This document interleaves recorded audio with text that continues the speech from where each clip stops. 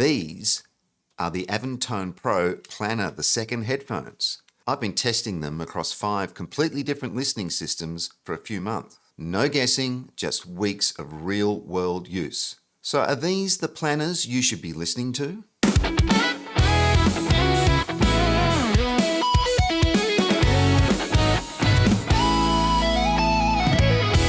Welcome to the Audio Lab. I'm Peter Thompson. Before we start, you know, do the thing, do all the things, get on board. It only takes a couple of milliseconds of your time and it's really going to help the channel.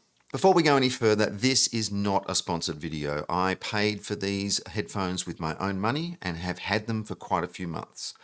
So there's no unboxing today, but what I do have is a little montage of my listening sessions. And yes, you guessed it, Hans Valen. New track, Try and Keep Up. Hit it.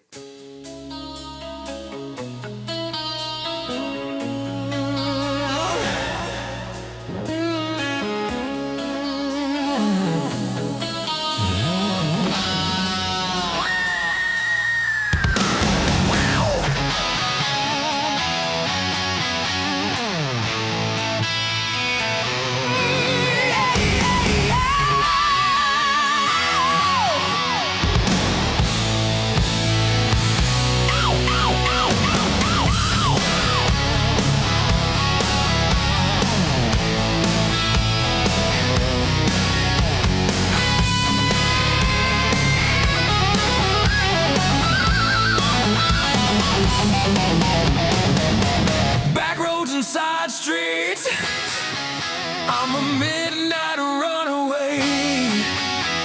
Hard like a bullet, baby, I'm the fast lane. Try to keep up, come on baby, try and keep up.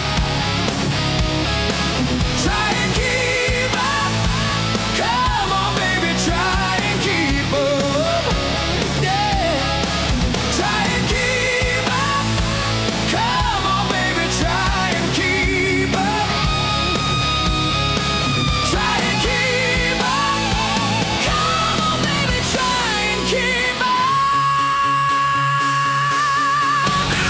Red light like a drug, wild ride hellhound, flashing lights on my trail, but I'm not slowing down. Try and keep up, come on baby, try and keep up.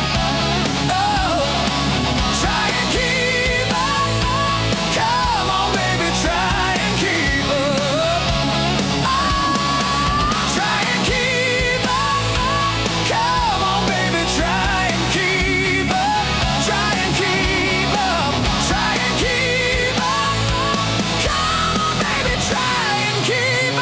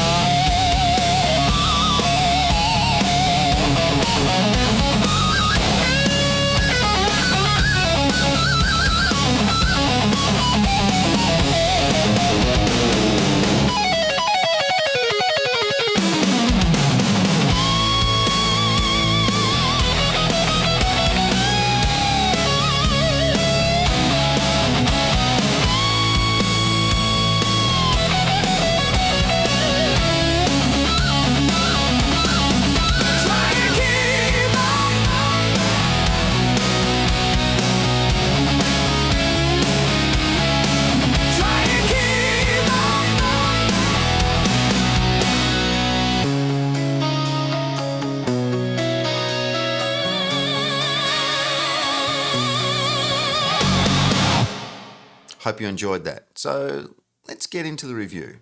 The Avantone Planar II fits exactly into the company's philosophy of building tools, not toys. They do mix cubes, the CLA, NS10 revivals, amplifiers, and a whole range of microphones. All workhorse studio gear that tells the truth. And these headphones follow that same DNA. Fast, honest, revealing, and completely unforgiving when they need to be. The build is solid and industrial. Very much studio hardware. There is no headband adjustments, sliders, no clicks, nothing to fiddle with. It's a fixed frame with a suspended strap, and surprisingly, it just works. The weight is distributed really well, and even at around 400 grams, I can wear these for long sessions without discomfort. Now, for a headphone that sells for just on $399 US, the fit and finish and feel is absolutely on point. Nothing cheap, nothing flimsy, just proper studio grade construction. Everything is purpose built, there's nothing ornamental on these. And while we're talking about construction, here are the specs that actually matter, and they tie directly into how they feel and perform. They use a 70 by 95mm planar magnetic driver, giving you proper surface area and the speed and control that comes with that. The magnets are the neodymium N50SH, one of the strongest grades used in headphones, and that contributes to the immediacy and precision you hear in the transients. They are fully open-backed, you get width and natural decay, but absolutely no isolation. Maximum SPL is over 130 dB, so there is more than enough headroom than you realistically need. Impedance is 32 ohms, sensitivity is on the lower side, and they reward being paired with really powerful amps. Frequency response is 30 to 30, full range, more than you need. The weight is actually 0.42 kilograms or about 14 ounces, but again, because of the strap system, they wear lighter than that number suggests. The cable is 1.5 meters, 3.5mm each end. There's a 1/4-inch adapter in the box, and a great feature is the 3.5 can plug into either side of the headphones. Other manufacturers should be looking at that too. So that's the build and the specs. Let's get into how they sound. The low end is fast, tight and clean. No blooming, no artificial warmth, no soft edges. If the mix has proper low end structure, you hear the detail. If it's thin, then these will not hide it. The mids are clear, uncoloured, and really brutally honest. Vocals, guitars, and dialogues sit exactly where they should be. I would think if your EQ was slightly off, if you're mixing, these headphones will expose it. The top end is really smooth. There's no harshness in these. Long sessions are very easy. Now, in the dynamics, this is where they really shine. They are super fast. Transients snap, details stay intact, nothing smears. Good mixes sound impressive, weak mixes fall apart quickly. Now, I've tested these over the past few months across my 5 different listening chains at home. My desktop set up with the GoXLR and also the Fozzy GR70 amp. I also have the Fozzy DS1 dongle that I use with my iPhone, and in the studio, of course, the SSL12 studio interface. And for family listening and streaming, we have the Weem Ultra Streamer. So firstly, on the GoXLR, honestly, it performs better than it really has a right to. The mids stayed honest, the highs stayed smooth, and while the bass softens just a little bit with that system, the tuning stays intact. I really feel that if a headphone still works well on a GoXLR, the design is solid. On the Fozzy GR70 valve headphone amp, the whole presentation takes on a real warm musical character. You get a little bit of thickness in the mids, but the detail remains fully intact. Dynamics feel rounded and pleasing, almost alive in a way. It is a very enjoyable chain. Just want to add that with the GR70, there are some tone controls on there which really come into play with these headphones. If it was flat with a tube, it's probably going to be a little bit soft overall. On the phone listening with the Fozzy DS1, this should not sound as good as it did, but it did. It was really neutral, it was detailed and surprisingly powerful for such a small device. I really had quite a good time listening on the phone.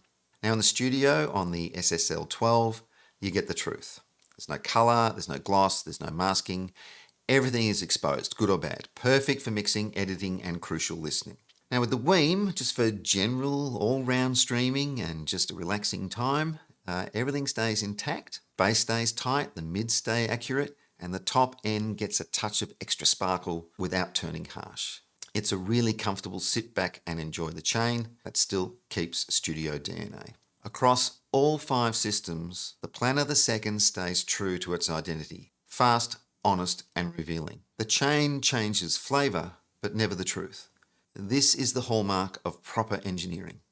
These are not lifestyle headphones pretending to be studio tools. These are tools with enough musicality to enjoy in the everyday. After weeks of listening across these chains, they have absolutely earned their place here in the Audio Lab. I really enjoy these headphones. They are robust.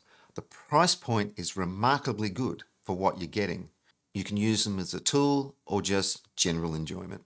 I'll have links in the description, and yes, merch and Patreon are coming soon. And remember, do the thing. Do all the things. You know it. Get on board. Only takes a millisecond. This is the Audio Lab. I'm Peter Thompson.